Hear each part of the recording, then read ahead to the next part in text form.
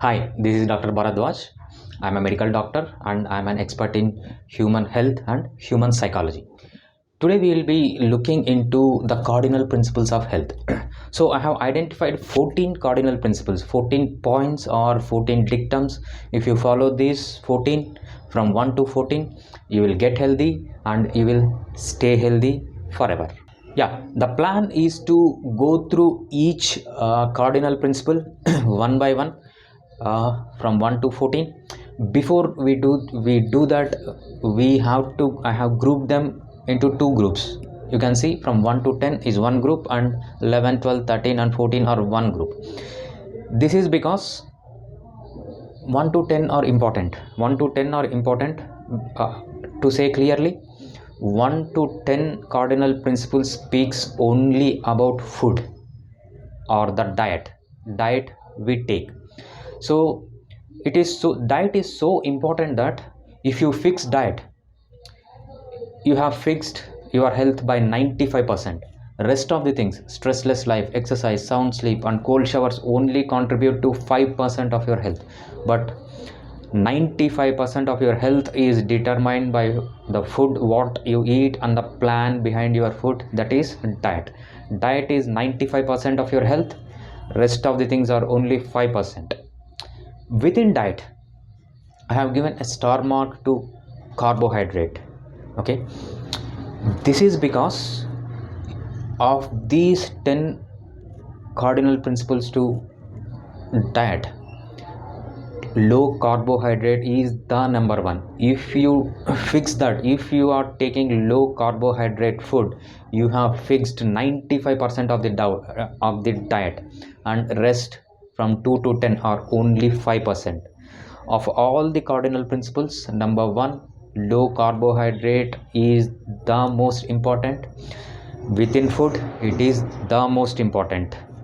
Okay, we will look into them one by one. First cardinal principle and the most important cardinal principle of all is taking low carbohydrate. So the aim is to keep the total carbohydrate consumption per day less than 50 grams. So why do we do that? So if you take carbohydrate more than 50 grams, it will trigger insulin. Insulin is a hormone where it shoots up when you take carbohydrate. It will shoot up when you take carbohydrate and it will convert all the glucose into fat and deposits in the body. It makes fat impossible for utilizing as energy source. When you take carbohydrate, insulin shoots up. Insulin will not allow fat to be burnt, and rather than that, it will deposit fat into the body. So you have to come out of that cycle. What happens is it becomes a roller coaster. Take carbohydrate, insulin will be produced. Insulin deposits, removes the carbohydrate from the blood, deposits into the body in the form of fat, and as there is no carbohydrate in the body, you again feel hungry. So this is a roller coaster. Eating carbohydrate, insulin depositing into the body parts, or converting into fat and depositing it. You will feel hungry, again eating it. When there is no insulin in the body, fat becomes the substrate for energy production. So you mean to say, you can say that carbohydrate is the energy source. How do we get energy? Fat is healthier and more efficient than carbohydrate. So our plan or our aim here is to switch our body's metabolism to produce energy from using carbohydrate to produce the energy from using fat. Then what happens is the fat deposited in our body becomes energy. Your fat content reduces in the body. You will become lean, you will become healthier. How do you do that? Just take carbohydrate less than 50 grams per day. This is going to fix all your problems. 95% of your health is fixed with this single point. Take carbohydrates less than 50 grams per day. The next cardinal principle 2 is medium proteins. So proteins are a very important part of our diet. we need to consider at least 1 to 2 grams of protein per kg body weight per day. That is a minimum requirement. Rather than achieving this quantitatively, the quality of protein is of much importance. So you know that we have essential amino acids and non-essential amino acids. So we require mostly essential amino acids. We can achieve the target of 20 different essential amino acids only when we consider to eat the proteins from various sources. So proteins from nuts, proteins from seeds, proteins from pulses, meat, egg and dairy. So we always have to have the combination of these sources so that we will achieve the important principle within the proteins, that is we need a variety of essential amino acids. Why do we require protein? Protein is the integral part of, or the most important part of, human growth, human health and human reproduction. Our third cardinal principle is consuming medium amount of fats per day. So fat is originated from two sources. One is animal source and one is plant source. So when we are consuming the fat from an animal, we have to ensure that the animal is healthy. The animal has taken organic food or it is wild caught, not a farmed animal. So what happens when we consume the fat from a farm animal? It is loaded with toxins, it is loaded with hormones, it is loaded with heavy metals. So to avoid these toxins, we have to always consume healthy, organic, wild caught animal fat. Then comes to the plants. We all know that the lipids from the fat, from the plant are unsaturated. So they are highly prone to rancidity. That's the reason we have to consume fresh, and also we have to consume only cold press oils. Refined oils are not advisable because you know that they are almost toxic, because they are loaded with residues of, it goes through a harsh process so that it don't become rancid, and the shelf life for these oils are increased. So never consume refined oils. Always go with fresh cold press oils that are not rancid and that are not refined. The next thing is the ratio between omega-3 and omega-6 fatty acids. So omega-3 and omega-6 fatty acids both are important for us in the ratio of 1:1. The acceptable ratio is 1:4, but our modern diet contains way beyond the acceptable range. It is going up to 1:20. To compensate this, we need to take the fats that are rich in omega-3 fatty acids. Yeah, then coming to the combination of fat with protein, always go with a fatty protein. You are consuming some meat, so always ensure that you consume the meat which is loaded with fat, not the lean protein. The disadvantages of lean protein is lean protein will trigger the insulin. So it will trigger the insulin, and again insulin is raised, the vicious cycle continues. So we don't want to get into that. So always consider having fatty protein than lean protein. Yeah, lean protein will increase insulin response, that we have discussed. And the next one is stay away from unsaturated trans fats. We all know that trans fats are not good. They are absolutely deadly, and most of the countries have banned the usage of trans fats, but in most of the countries they are still made. Most of the bakery items and some other things are made with trans fats. Ensure that you don't consume trans fats. And one more thing is carbohydrate and fat combination is a very bad combination. So what carbohydrate does? Carbohydrates will trigger the insulin. It stops fat from burning. So when you take in the combination, whatever the fat you have taken, it will not burn. It will directly go and deposit into the tissue, thus causing obesity. Yeah. One more important point for the fat is when you add fat to any of the non-carbohydrate diet, so it decreases hunger. It's healthy. So always remember, fat is the most important part of our diet. There is nothing wrong in taking the fat. Fat is unhealthy only when it is either consumed with carbohydrate or when you consume trans-saturated fat. Other than combining your fat with carbohydrate and other than taking unsaturated trans fats, other fats are healthy, and you can take medium amounts of fats per day in your meal. Our next cardinal principle 4 is taking a good amount of vitamins. We have to ensure that we have vitamins. We have to consume both fat soluble vitamins and water soluble vitamins from various natural sources. Do not go for synthetic vitamins unless it is absolutely necessary from the medical standpoint of view. From normal health, for normal health or normal human being, always depend on natural sources. And the vitamins ought to be from various sources like plants, animals. You have some plant vitamins, you have some animal vitamins. So where do you get the plant vitamin? Plant vitamins you get from green leafy vegetables and other vegetables. Animal fats and other parts of animal also contain vitamins. So the key is two things. One is natural sources, one is variety of vitamins in optimal quantities. So what are the functions of vitamins? Vitamins are involved in almost all the vital functions of our body. Cardinal principle 5 is high minerals. So we need minerals for various metabolic process. These minerals are involved in almost all the metabolic process of human body.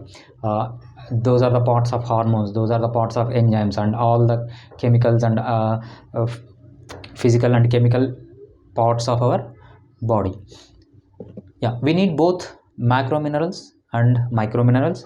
Macro minerals are the ones which we require them in higher quantities. Micro minerals, also known as trace elements, we require them in very small quantities. Where do we get them? We get them from both plant and animal sources. Plants have a variety of minerals and also animal sources have variety of minerals.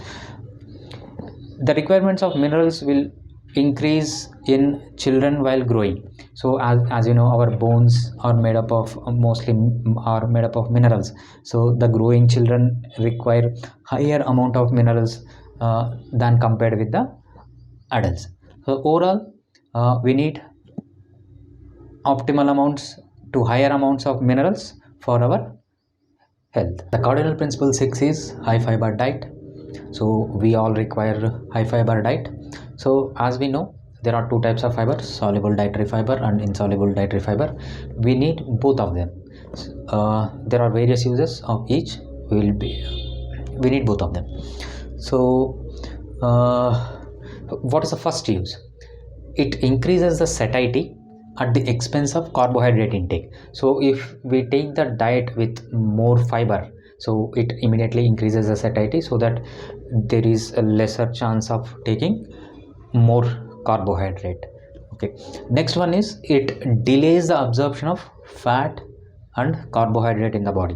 So because of its physical and chemical properties, it will delay the absorption of carbohydrates and fats. So these two, that is hypolipidemic effect and hypoglycemic effect, are very important in controlling coronary heart diseases, diabetes mellitus and obesity. So, and the final point, soluble dietary fiber undergoes fermentation in our colon, and these fermented products acts as a food for microflora. Overall, we need both soluble dietary fiber and insoluble dietary fiber in higher amounts in our food. Soluble dietary fiber and insoluble dietary fiber both together will reduce the constipation. Insoluble dietary fiber will reduce the constipation by adding bulk. Soluble dietary fiber will reduce the constipation by adding bulk as well as viscosity to the stool. The cardinal principle 7 is probiotics. Probiotics are the microorganisms that are claimed to have benefits. So this is an area of controversy. So the research is not completely established. Let's consider that these are useful and include in our diet. Other than this, there are no particular claimed benefits, even though they are claimed. Some other scientists have disposed them. So in that way, so these are a bit controversial, but think that they are useful and let's include in our diet. Our next cardinal principle is 8, organic foods. We always need to consume organic foods. So in plant-based foods, if it is inorganic, we will end up with a lot of pesticides, fertilizers and hormones. If it is animal food, animals are injected with a lot of antibiotics, hormones, and they are fed with artificial food. So when you do an inorganic way of farming, so you end up in having toxins like heavy metals, pesticides, fertilizers, hormones, antibiotics and other toxic material in the food that are not good for health. So, and also one more thing, that is GMO. Never ever consume genetically modified organisms. All these category which are not organic are not good for health. Go with wild caught organically grown foods always. Yeah, we know that these are a bit costlier than the regular ones, but in the long run, so these are economical as well as healthy. The next cardinal principle is 9, less frequent food intake. We will look into the importance of why we need to take the food less frequently and why we need to stop intermittent snacking. So whenever you take food, whether it is a small quantity or a large quantity, it will raises insulin. So insulin is raised whenever you take food. If you take food constantly, what happens is the insulin levels in the blood constantly high. So, and when the insulin is constantly present in blood, it prevents the fat from burning. Okay, the fat is not used. The fat that is deposited in the body is not used in presence of insulin. So you have to reduce the insulin in the body so that the body can use fat as a substrate for production of energy. Okay, so what happens is you enter into the vicious cycle. So you take carbohydrate, insulin shoots up. If you take frequently, insulin constantly stays in the blood. It prevents fat from producing energy. What you need to do is you need to stop intermittent snacking so that insulin levels in the blood drops.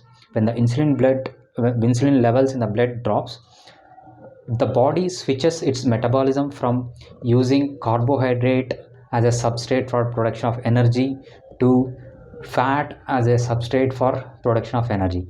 You can only use fat when you reduce the insulin in the blood. How do you reduce the insulin in the blood? The only thing you can do to reduce the insulin in blood is fasting or taking less frequent food intake. The frequency should be dropped down. The next cardinal principle is number 10, intermittent fasting. You have to make a habit of fasting regularly because there are innumerable benefits. The count of the benefits you have when you are fasting are innumerable. So I have taken only top 3. These are the most important ones. Other than this, there are many. You have to have the habit of fasting regularly. So what happens when you fast? Insulin drops down, then fat becomes a substrate for energy production. Body fat dissolves, converts into energy. You become lean, you become healthy. Next one, growth hormone. So when you fast, growth hormone increases in the shoots up in the body, and the shooting up of growth hormone is absolutely necessary in building up your muscle. You become strong when you fast with the release of growth hormone. And the latest addition to fasting by a Nobel laureate is autophagy. Autophagy is recycling of existing proteins. So there are some dead proteins which are accumulating in the body that are no more useful, and they are a waste product. So when you fast, these proteins are broke down and they enter into mainstream and they are recycled. So it is like recycling the old and dead cells to make them new. So always fast. You do not have any bad effects of fasting. Fasting only have positive effects. Cardinal principle 11 is stressless life. I will be looking into the stressless life from the scientific and evolutionary perspective. I'm not going to teach you something which is moral related, which will be taken care by religious gurus and your elders in the family or someone like that. But I will be discussing about the stressless life, how to lead a stressless life from purely evolutionary scientific perspective. So what I feel is when you understand the basic human psychology, you will have solutions to your problems, and you will have less stress. Less stress means low cortisol means you are healthy. So from evolutionary perspective, human beings are designed only for two things. They have to survive and they have to reproduce. They have to survive well and they have to reproduce well. So what is surviving well? Surviving well is in your domain or in your peer group or in your tribe. The survival well means you should be at the top of the tribe. So how to grow in your status hierarchy? So you should be at the top of the hierarchy. And how to reproduce well? If you should have a mate or who is most valued among your in the tribe. So you will be happy, you will be more satisfied with less cortisol when you have the best survival strategies and best reproduction strategies.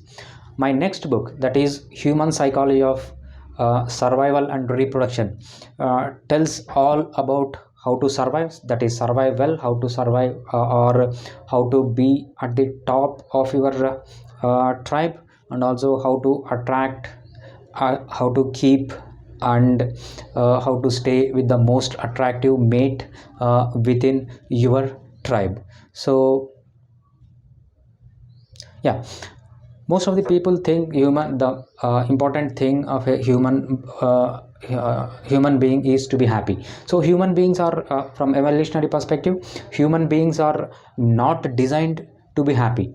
They are designed to survive and reproduce well at the cost of happiness. So happiness is not the main purpose from evolutionary standpoint of view. From evolutionary standpoint of view, the one that has a low cortisol and stress is the one that survives well and reproduces well. So watch for my next book on how to survive, how to reproduce well.